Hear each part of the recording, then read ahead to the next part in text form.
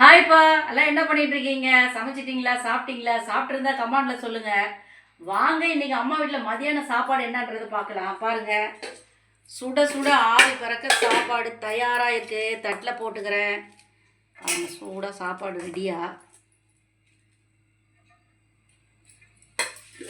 இது வந்து சின்ன வெங்காயம் போட்டு சாம்பார், காய் போடாத சின்ன வெங்காயம் போட்டு சாம்பார் சூப்பராக இருக்குங்க. இட்லி, தோசைக்கு, வெண்பொங்கலுக்கு எல்லாத்துக்கும் நல்லா இருக்குங்க. அருமையாக இருக்குங்க. பாருங்கள், சுவையான பூசணிக்காய், சர்க்கரை பூசணிக்காய் கிரேவி சூப்பராக இருக்குங்க.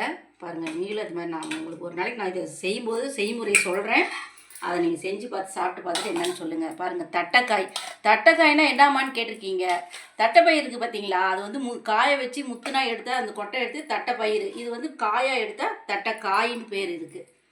பாருங்கள், இது முருங்கைக்கீரையும் பருப்பும் போட்டு கூட்டு வச்சுருக்கிறேன். அப்படியே சைடிஷ்க்கு சூப்பராக இருக்குங்க. இந்த மாதிரி நீங்கள் கூட செய்யலாங்க. துவரம் பருப்பில் தான் செஞ்சுருக்கேன், பாசி பருப்பில் அவ்வளோவா நான் செய்யலை.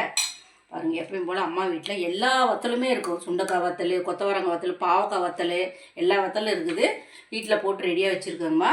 இது பாருங்க, எப்பயும் போல் தயிர் அம்மா வீட்டில். இன்றைக்கி இவ்வளோதான் சாப்பாடு. வாங்க அம்மா வீட்டில் சாப்பிட்லாம்.